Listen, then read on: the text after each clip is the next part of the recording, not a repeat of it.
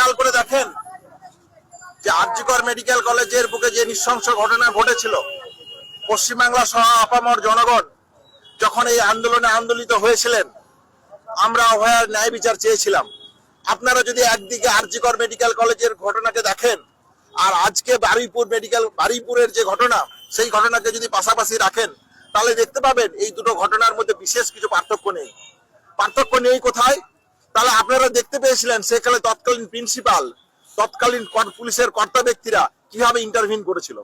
আজকে আপনারা দেখতে পাচ্ছেন এলাকাবাসী, গ্রামবাসী তারা দুষ্কৃতীদেরকে ধরে থানায় নিয়ে আসছে, আর শাসক দলের ঘনিষ্ঠ নেতারা তারা থানা থেকে ছাড়িয়ে নিয়ে যাচ্ছে।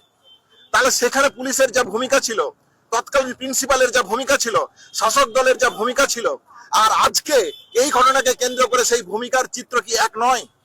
তাহলে যদি এক হয়, তাহলে প্রয়োজনটা কি? প্রয়োজন হচ্ছিল, আমরা জানতে এসেছিলাম যে আপনারা কি সেই পুলিশ কি আজও সেই সেম পুলিশই আছেন না? পুলিশের মধ্যেও ন্যূনতম পরিবর্তন, মানবিকতা, মূল্যবোধের সঞ্চার, নতুন পরিবর্তনের সরকারের আমলে কি কিছু এসেছে?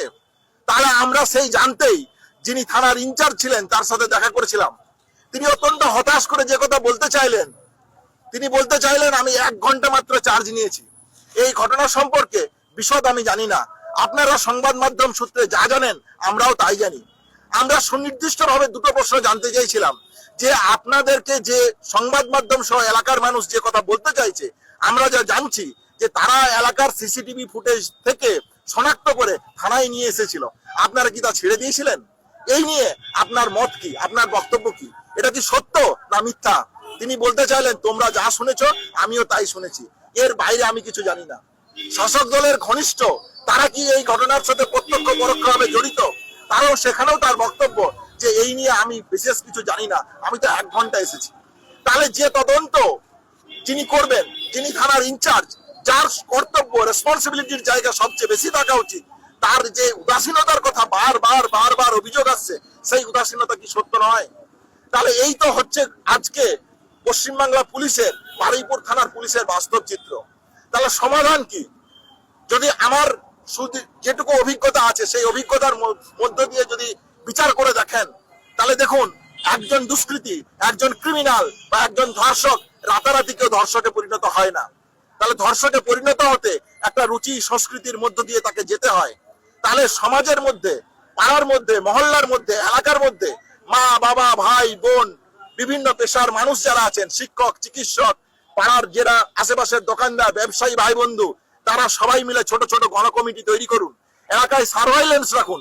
একদিনে যেমন ধর্ষক তৈরি হয় না, একদিকে যেমন র্যাপিস্ট তৈরি হয় না, একদিকে যেমন ক্রিমিনাল তৈরি হয় না, একদিনে যেমন মনস্টার তৈরি হয় না, একদিনে দুষ্কৃতী তৈরি হয় না।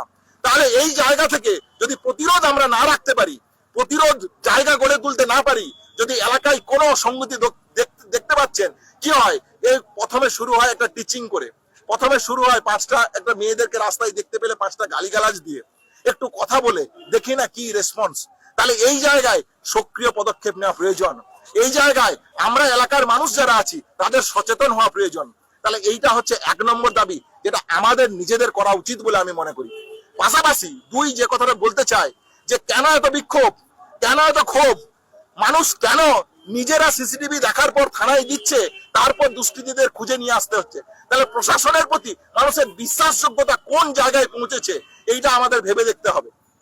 তাহলে এই জায়গা থেকে প্রশাসনের শিক্ষা নেওয়া উচিত যে এই ধরনের ঘটনার ক্ষেত্রে 0 টলারেন্স তারা নেবে। তারা এইরকম উদাসীনতার, ক্যালাসনেসের পরিচয় দেবে না। আমি 1 ঘন্টা আগে এসেছি, আমি এই ঘটনার কিছু জানি না, আপনারা যা জানেন আমরাও তাই জানি, এই যদি বাস্তব চিত্র হয় তাহলে তো সত্যিই তো ন্যায় বিচার কোনো না কোনো ভাবে ক্ষমতার অলিন্দে থেকে চলে যায়। আমরা দেখেছি তৎকালীন ঘটনার ক্ষেত্রে কলকাতা পুলিশের সিপি তদন্ত করছিলেন, বিনীত গোয়েল। আমরা দেখেছি সিবিআই তদন্ত করতে এসেছে।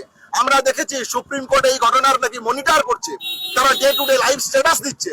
তাহলে সেই ন্যায় বিচার আজ ওইভাবে প্রশাসনে পরিণত হচ্ছে। তাহলে এই যদি বাস্তব চিত্র হয়, তাহলে প্রশাসনের দিক থেকে সক্রিয় পদক্ষেপ যদি না নেওয়া হয়, তাহলে মানুষের এই বিক্ষোভ, মানুষের এই ক্ষোভ বাড়বেই। তাহলে দুটো জিনিস অত্যন্ত সুস্পষ্ট ভাবে আমি আপনাদের কাছে আবেদন রাখছি।